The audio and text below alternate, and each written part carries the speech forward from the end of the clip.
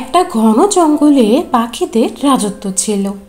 সেখানে রাজা পাখি তার সৈন্যদের নিয়ে রাজত্ব করত। সেই রাজার অন্য এক জঙ্গলের এক পাখির সাথে বিয়ে হয়ে গেল। বিয়ের পর রাজা পাখি তার স্ত্রীকে বলল, আজ থেকে তুমি আমার রানী, আর শুধু আমার নয়, পুরো জঙ্গলের রানী। হ্যাঁ রাজা মশাই, আপনি আমার রাজা, আমি আপনার রানী, মানে এই পুরো জঙ্গলের রানী। সেদিন থেকে তারা দুজন সুখে থাকতে লাগলো। কিছুদিনের মধ্যে তাদের একটা মেয়ে হলো। কিন্তু মেয়েটাকে দেখে রানী খুব মর্মাহত হয়ে গেল, কারণ বাচ্চা পাখিটা ছিল কালো এবং দেখতে কুৎসিত। এটা কি হলো? এটা আমার বাচ্চা, এই জঙ্গলের রানী আমি, আর আমার মেয়ে হলো কিনা কুৎসিত আর কালো। না না, এটা হতে পারে না, এটা আমার মেয়ে নয়।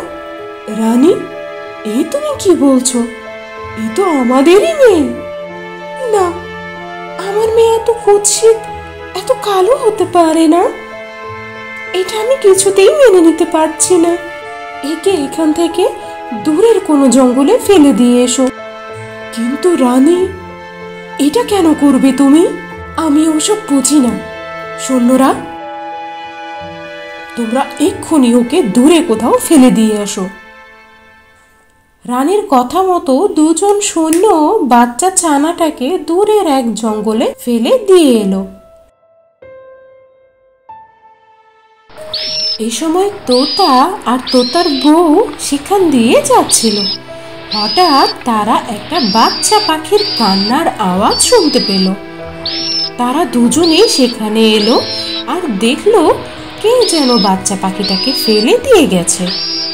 মনে হচ্ছে কেউ এই ছানাকে ছেড়ে রেখে গিয়েছে। হ্যাঁ, তাই তো মনে হচ্ছে। দেখছো কত বাচ্চা পাখি। আমার মনে হয় এর বাবা মা খুব নিষ্ঠুর, না হলে এই বাচ্চাটাকে কিভাবে ফেলে রেখে যায়। হ্যাঁ, তুমি ঠিক বলেছ, কিন্তু জঙ্গলের কোনো জন্তু যদি একে দেখে তাহলে তো খেয়ে ফেলবে, তাহলে তো বেচারি মরে যাবে। আমিও তো সেই কথাই বলছি। একে আমরা কি আমাদের বাসায় নিয়ে যেতে পারি? ঠিক আছে, তুমি যখন চাইছো আমরা একে নিয়ে যাব, আর একে আমরা আমাদের মেয়ের মতোই বড় করব। কখনো ওকে বুঝতে দেব না যে ও আমাদের নিজের মেয়ে নয়। ঠিক আছে, আজ থেকে এই আমাদের মেয়ে, আর এর নাম দিলাম সিন্ড্রেলা। এরপর তারা দুজন সিন্ড্রেলাকে নিয়ে তাদের বাসায় নিয়ে এলো আর ওকে নিজের মেয়ের মতোই বড় করতে লাগলো। নিয়ে তাদের বাসায় নিয়ে এলো আর ওকে নিজের মেয়ের মতোই বড় করতে লাগলো। কিছুদিনের মধ্যে সিন্ড্রেলা উড়তে শিখে গেল আর বিভিন্ন পাখির সাথে বন্ধুত্ব করতে গেল। কিন্তু সে কালো ও কুৎসিত হওয়াতে কেউ তার সাথে বন্ধুত্ব করতে চাইল না। এসে তার মাকে বলল, মা, আমি এত কালো আর কুৎসিত দেখতে কেন হলাম মা? কে বললো এই কথা? কোথায় তুই কুৎসিত আর কালো? তুই তো আমার রাজকন্যা, তাহলে ওই পাখিগুলো আমাকে কুৎসিত কেন বলছে? মারে, ওরা সবাই তোর সাথে মজা করছে। না মা, ওরা আমার সাথে মজা করেনি, আমার চেহারা নিয়ে মজা করছিল। আমি অনেক কুৎসিত কালো। এক সময় সিন্ড্রেলা মন খারাপ করে বাসা থেকে এক নদীর ধারে গিয়ে বসলো। সেখানে একটা গাছে একটা পায়রা বাস করত। সে সিন্ড্রেলার ব্যাপারে সব কিছু জানতো। এরকম একদিন পায়রা সিন্ড্রেলাকে গিয়ে বলল, তোমার নাম সিন্ড্রেলা না? হ্যাঁ, কিন্তু আপনি কি করে জানলেন? আর আপনি কে? আপনার পরিচয় কি? আমি এটা আগে থেকেই জানি, কারণ আমি তোমার পাশেই থাকি। আর হ্যাঁ, আমার নাম হলো বান্টি। ও আচ্ছা, বুঝেছি। আর হ্যাঁ, আমি তোমাকে কয়েকটি কথা বলতে চাই, বলতে পারি কি? হ্যাঁ, বলুন না, কি বলতে চান? সিন্ড্রেলা, আমি তোমায় ভালোবাসি। আমি তোমাকে বিয়ে করতে চাই। তুমি কি রাজি আছো? কি, ভালোবাসেন আমাকে আর আমাকে বিয়েও করতে চান? আপনার মাথা ঠিক আছে তো, নাকি আপনিও সবার মতো মজা করছেন? না সিন্ড্রেলা, আমি মজা করছি না। আমি সত্যি তোমাকে ভালোবাসি আর বিয়েও করতে চাই। দেখুন বান্টি, আমার মতো কালো ও কুৎসিত পাখিকে আপনার মতো একটা সুন্দর পায়রা ভালোবাসে আর আমাকে বিয়েও করতে চায়, এই কথা বললে আমার তো মজাই করছেন বলেই মনে হয়। আমার যা বলার ছিল আমি বলে দিলাম, এখন তোমার ইচ্ছে। আর হ্যাঁ, তোমাকে আর একটা কথা বলার ছিল। হ্যাঁ বলুন, আর কি বলতে চান আপনি? তুমি যাদেরকে নিজের বাবা মা মনে করো, আসলে তারা কিন্তু তোমার নিজের বাবা মা নয়। এটা সত্যি, এই সত্যি কথাটা তোমায় বললাম। এই সত্যি কথাটা তোমায় বললাম বলে কিছু মনে করো না। আপনার মাথা ঠিক আছে তো, নাকি মাথাটা একেবারেই গেছে? সেই তখন থেকে কি সব উল্টাপাল্টা বলেই যাচ্ছেন। ঠিক আছে, আমি চলি। দাঁড়াও সিন্ড্রেলা, আমার কথাটা শোনো। আমি তোমায় সত্যি কথাই বলছি, আর আমার মাথাও ঠিক আছে। সিন্ড্রেলা সেখান থেকে উড়ে যেতে যেতে ভাবলো, বান্টি যে কথাগুলো বলল সেগুলো কি সত্যি? কিন্তু এটা কি করে সম্ভব? আমি তো ছোটবেলা থেকেই এদের নিজের বাবা মা বলে জানি। না না, এটা কিছুতেই হতে পারে না। বাড়িতে গিয়ে সিন্ড্রেলা তার বাবা মার কাছে জানতে চাইল, মা, আমি কি তোমার নিজের মেয়ে নই? কেন মা, তুই এই কথা কেন জিজ্ঞাসা করছিস? কে তোকে এসব বলেছে? বলো না মা, আমি কি তোমার নিজের মেয়ে? হ্যাঁ সিন্ড্রেলা, তুই আমাদের মেয়ে, আমি তোর মা। ঠিক আছে মা। হ্যাঁ মা, ওসব বাজে কথায় কখনো তুই কোনো কান দিস না। হ্যাঁ মা, ঠিক আছে, আমি বুঝেছি। তোতা যখন বাইরে থেকে ফিরে আসলো, তখন তোতার বউ তাকে বলল, তুমি জানো, আজকে সিন্ড্রেলা জিজ্ঞেস করছিল ও আমাদের মেয়ে কিনা। আমি তো কোনো রকমেই আজকের মতো ঘুরিয়ে দিলাম, কিন্তু ও যদি জানতে পারে যে সত্যি সত্যি ও আমাদের মেয়ে নয়, তখন কি হবে? আমার তো খুবই ভয় করছে। এদিকে আড়াল থেকে সিন্ড্রেলা সব কথা শুনে নেয় আর মনের দুঃখে নদীর ধারে আবার চলে গেল। নদীর ধারে বসে সে খুব কাঁদতে লাগলো। তাহলে আমার আসল বাবা মা কে, আর কোথায় তারা? তাহলে এখানে আমি কি করে এলাম? ঠিক এই সময় নদীর জল থেকে একটা জলপরি বেরিয়ে এলো আর সিন্ড্রেলাকে বলল, কি হয়েছে তোমার? তুমি কাঁদছো কেন? কাঁদছি মনের দুঃখে। শুনলাম আমার বাবা মা আমাকে একা ফেলে চলে গেছে। ও, এই কথা। তাহলে শোনো, আমি তোমাকে একটা গল্প শোনাই। কয়েক বছর আগের ঘটনা। দূরের এক জঙ্গলে একটা রাজা পাখি তার সেনাদের নিয়ে থাকতো। তারপর সেই রাজার একটা পাখির সাথে বিয়ে হলো। রাজা ও রানী দুজনেই সুখে শান্তিতে থাকতো। তারপর ও দুজনের একটা মেয়ে হলো, কিন্তু ওই মেয়েটা কালো ও কুৎসিত হওয়াতে রানী পাখি তার সেনাদের দিয়ে পাশের এক জঙ্গলে ছেড়ে দিয়ে আসলো। আর সেই পাখিটাই হলে তুমি। কি? আমি রানী পাখির মেয়ে? আর কুৎসিত হওয়ার কারণে আমাকে ফেলে দিয়ে এসেছেন? হ্যাঁ, ঠিক তাই। কিন্তু তোমার এত কান্না করার কোনো দরকার নেই। আমি তোমাকে একটা সুন্দর পাখি বানিয়ে দেব। এই কথা বলে পরী তার জাদুর বলে কালো কুৎসিত পাখিকে একটা সুন্দর পাখিতে পরিণত করে দিল। যাও, এবার তোমার রানী মায়ের কাছে যাও, আর তাকে গিয়ে বলে দিয়ে আসো যে তুমি এখনো মরোনি। এখন আমি চলি। এরপর সিন্ড্রেলা রানী পাখির কাছে আসলো আর বলল, কেমন আছেন রানীমা? তুমি কে মা? কেন আমাকে চিনতে পারছেন না? ভালো করে দেখুন, দেখুন তো চিনতে পারছেন কিনা। না তো। কে তুমি? কি তোমার পরিচয়? আমি আপনার সেই কুৎসিত মেয়ে, যাকে আপনি কালো ও কুৎসিত হওয়ার কারণে জঙ্গলে ফেলে দিয়েছিলেন। মা, তুই ফিরে এসেছিস? আমি তোকে জঙ্গলে ছেড়ে আসার পর কত খুঁজেছি, কিন্তু কোথাও তোকে আমি পাইনি। তুই ফিরে এসেছিস দেখে আমার খুব খুশি লাগছে। আপনার নিশ্চয় কোথাও ভুল হচ্ছে। আপনার মেয়ে আমি নই, আর এখানে মোটেও থাকতে আসিনি। শুধু এই কথাই আপনাকে জানানো ছিল যে আমি এখনো বেঁচে আছি, মরে যাইনি। মারে, আমি খুব বড় ভুল করে ফেলেছি, আমাকে তুই ক্ষমা করে দে মা।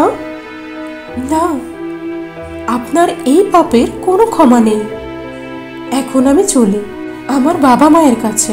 ওরা আমাকে কষ্ট করে বড় করেছে। এই কথা বলে সিন্ড্রেলা ওখান থেকে বেরিয়ে চলে যায়, আর নিজের বাসায় ফিরে এসে বান্টিকে বলল, আমিও তোমাকে বিয়ে করতে চাই। হ্যাঁ সিন্ড্রেলা, আমি তো তোমাকেই বিয়ে করতে চাই, কিন্তু একটা কথা বলো, তুমি এত সুন্দর কি করে হলে? সেই সব অনেক ঘটনা তোমাকে পরে সব বলবো। তারপর সিন্ড্রেলা আর বান্টি দুজনে বিয়ে করে নিল, আর দুজনে সুখে শান্তিতে থাকতে লাগলো।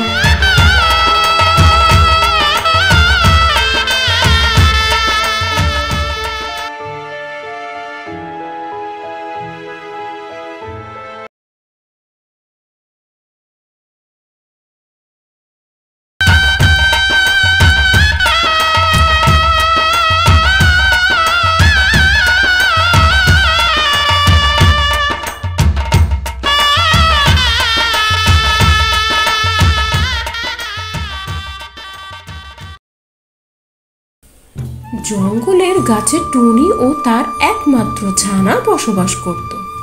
ছানাটি প্রায় তার মাকে মামার বিয়ের কথা বলতো। মা, কবে আমি আমার মামার বিয়ে খেতে পারবো? মামার বিয়ে দেখার আমার কত ইচ্ছে মা। মামার বিয়েতে কত আনন্দ মজা করব, নাচবো গাইবো, আরো কত মজা করব মা। মা, কবে মামার বিয়ে হবে? দেব রে মা, একটা ভালো পাত্রী খুঁজে পেলেই তোর মামার বিয়ে দেব। তখন যত পারিস আনন্দ করিস। এদিকে টুনির ভাই শিয়াল, তারও বিয়ে করার খুব ইচ্ছে, কিন্তু তাকে কেউ পছন্দ করে না, তাই তার বিয়েও করা হয় না। একদিন শিয়াল টুনির বাসায় এলো। টুনি, ও টুনি, বাড়িতে আছো নাকি? একটু বাইরে আসো। শিয়াল ভাইয়ের কথা শুনে টুনটুনি ঘর থেকে বাইরে এলো। শিয়াল ভাই, কি মনে করে? তোমার শরীর ভালো তো? কি আর বলবো বলো, সেই যে তোর ভাবি আমাকে ছেড়ে চলে গেল, তারপর থেকে কেউ আমাকে পছন্দ করে না। এইরকম করেই আমার দিন চলে যাচ্ছে। এই জন্য তোমার মন খারাপ? থাক, তুমি চিন্তা করো না, আমরা যত তাড়াতাড়ি পারি তোমার জন্য সুন্দর একটা পাত্রী জোগাড় করে দিব। না রে টুনি, আমার মনটা তার জন্য খারাপ না। তোর বাড়িতে আসার সময় কাকেরা আমাকে নিয়ে হাসাহাসি ঠাট্টা করলো, আমাকে অনেক তাচ্ছিল্য করলো। আমার নাকি কোনোদিন বিয়ে শাদী হবে না। কাকের এত বড় সাহস আমার ভাইকে অপমান করে? আচ্ছা, দেখছি। চলো, আমার সাথে চলো, ওই কাক বেটাকে উচিত শিক্ষা দিব। আমার ভাইকে অপমান করে, এত বড় সাহস! না না টুনি, বাদ দেও সব। আর তেমন তো খারাপ কিছু বলেনি, যা সত্য তাই বলেছে। ওদের মুখ বন্ধ করতে আমার বিয়ে করা ছাড়া আর কোনো পথ দেখছি না। ঠিক আছে, তুমি আর কিছুদিন সবুর করো। আমি নিশ্চয়ই ভালো একটা পাত্রী খুঁজে বের করে তোমার বিয়ের ব্যবস্থা করব। ঠিক আছে, তুই যখন এত করে বলছিস, দেখ ভালো কোনো পাত্রী পাস কিনা। অনেক বেলা হলো, আমি এখন যাই। ঠিক আছে, তুমি এখন যাও, আর মন খারাপ করো না। আমি তাড়াতাড়ি একটা ব্যবস্থা করছি। শিয়াল হেঁটে চলল বাড়ির দিকে। কি হয়েছে মা, তোমাকে এত চিন্তিত লাগছে কেন? তোর মামাকে নিয়ে খুব চিন্তা হচ্ছে রে মা। বিয়ে করতে না পেরে বেচারা খুব মন খারাপ হয়ে আছে। তা তো হবেই মা, আমারও তো মন খারাপ। মামার বিয়েতে আমি অনেক মজা করব ভেবেছি, তোমরা তো মামার বিয়েই দিতে পারছো না। এদিকে শিয়াল মন খারাপ করে হেঁটে যাচ্ছিল। হাঁটতে হাঁটতে একসময় দেখতে পেল একটা ফুলের বাগানে একটা শিয়ালনি দাঁড়িয়ে আছে। এ বাবা, কি সুন্দর একটা শিয়ালনি! যাই তো, তার কাছে যাই, একটু ভালো মন্দ কথা বলে আসি। শিয়াল হাঁটতে হাঁটতে শিয়ালনির দিকে এগিয়ে গেল। তার কাছে আসতে শিয়াল বলল, এই যে শুনছো, তোমার বাড়ি কোথায় গো? তুমি কোথা থেকে আসছো? এর আগে তো কখনো তোমাকে দেখিনি। হ্যাঁ, আমি অনেক দূরের বন থেকে এসেছি। এখানে ফুলের বাগান দেখে আমার মন ভরে গেছে, তাই দেখছিলাম। বাহ বাহ, বেশ। তা ফুলের বাগান দেখতে কেমন লাগছে? খুব সুন্দর লাগছে, মনে হচ্ছে এখানেই থেকে যাই। তা থেকে যাও। না, এখানে তো আমার কেউ নেই, ঘর বাড়িও নাই, কোথায় থাকবো? সেটার চিন্তা করো না, তুমি চাইলে আমার সঙ্গে থাকতে পারো। ও মা, এ কি বলছো তুমি? তোমার সঙ্গে থাকতে যাব কেন? জানো শিয়ালনি, তোমাকে দেখি আমার খুব মনে ধরেছে। আমার সাথে চলো, আমি তোমাকে বিয়ে করে সংসার করব। এমন সময় সেখানে আরো একটি শিয়াল হাজির হলো। এসেই সেই শিয়ালকে একটা লাথি মেরে ফেলে দিল, আর দূরে গিয়ে পড়ল শিয়াল। কে বাবা তুমি? আমাকে মারলে কেন? মারবো না তো কি, তোকে আদর করব? তোর এত বড় সাহস, তুই শিয়ালনিকে বিয়ের কথা বলছিস? ও, বুঝতে পেরেছি, ও নিশ্চয় আপনার মেয়ে হবে, তাই আমার কথা শুনে আপনি রাগ করেছেন। কি বললি তুই? আমার বউকে আমার মেয়ে বানিয়ে দিলি? দাঁড়া, দেখাচ্ছি মজা। এরপর শিয়াল দিল এক দৌড়। এসব ঘটনা দূর থেকে কাক সবকিছু দেখছিল, আর কাক বনের সব পশু পাখিদের এই ঘটনা বলে দিল। এদিকে শিয়াল সেখান থেকে পালিয়ে বনের মধ্যে হাঁটছিল। হাঁটতে হাঁটতে এক সময় দেখলো পায়রা তার কাছে এলো। শিয়াল ভাই, কি কথা শুনলাম, তুমি নাকি ওই শিয়ালের কাছে মার খেয়ে এসেছো? কি বাজে কথা বলছো? এসব কে বলেছে তোমায় শুনি? কে আর বলবে, ওই কাক ভাই বলেছে সে সারা জঙ্গলের সবাইকে বলছিল, আমি তো তার থেকেই শুনে আসলাম। একদম মিথ্যে কথা। ওই কাক অযথা আমার নামে মিথ্যে রটনা রটাচ্ছে। ওর কোনো কথাই তোমরা বিশ্বাস করো না।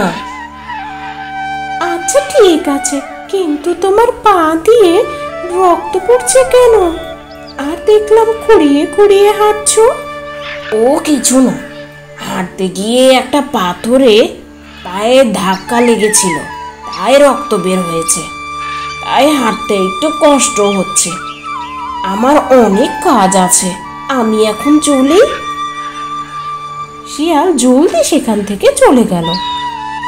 বুঝেছি, কাক ভাই যা বলল তাই সত্যি, নিশ্চয় মার খেয়েছো। এদিকে শিয়াল মন খারাপ করে হাঁটতে থাকলো। না, এই জীবনে আর বেঁচে থাকা যাবে না। এখন আমার মরে যাওয়াই ভালো। বনে তো কাউকেই মুখ দেখাতে পারবো না। শিয়াল একটা রশি নিয়ে হাজির হলো একটা গাছের নিচে। না, আমার জীবনের আর কোনো মূল্য থাকলো না। আমার মরে যাওয়াই ভালো। টুনি, তুই আমাকে ক্ষমা করে দিস। এই কথা ভাবতে ভাবতে দেখলো সেখানে হাজির হলো এক সুন্দর শিয়ালনী। কি করছো শিয়াল? তুমি এখানে দড়ি দিয়ে কি করছো? আমি আর বাঁচতে চাই না, তাই দড়িতে ঝুলে আমি মরে যাব। সে কি? কেন তুমি মরতে যাবে? কি হয়েছে তোমার? আমাকে খুলে বলো। তোমায় আর কি বলবো? বনের সবাই আমাকে নিয়ে উপহাস করে, তুচ্ছ তাচ্ছিল্য করে, সবাই আমাকে অপমান করে। তাই জীবনে আর বেঁচে থাকতে চায় না। কিন্তু কেন? কেন তোমাকে তুচ্ছ তাচ্ছিল্য করে? না বুঝে এক শিয়ালনিকে আমি বিয়ের প্রস্তাব দিয়েছিলাম। তার স্বামী এসে আমাকে খুব মেরেছে। তাদেরকে বনে সবাই আমাকে নিয়ে হাসাহাসি করে, তাচ্ছিল্য করে। আর আমার বিয়ে হয়নি বলে সব সময় অপমান করে। ও, এই ঘটনা। দেখলে, তুমিও আমাকে অপমান করলে। না না, আমি তোমায় অপমান করিনি। তুমি এই সামান্য কারণে মরতে চাইছো, এই কারণে আমার হাসি পেল। আজ তোমার সব সমস্যার সমাধান আমি করে দিব। চলো, এখনই আমি তোমায় বিয়ে করব। তুমি সত্যি বলছো? তুমি সত্যিই আমায় বিয়ে করবে? হ্যাঁ হ্যাঁ, আমি সত্যিই তোমায় বিয়ে করব। বেশ, চলো তাহলে। আমার একটা বোন আছে, তার কাছে যাই, সে সব ব্যবস্থা করবে। শিয়াল আর শিয়ালনি টুনির কাছে গেল। টুনি তো শিয়াল আর শিয়ালনিকে দেখে অনেক খুশি হলো আর ধুমধাম করে তাদের বিয়ে দিয়ে দিল।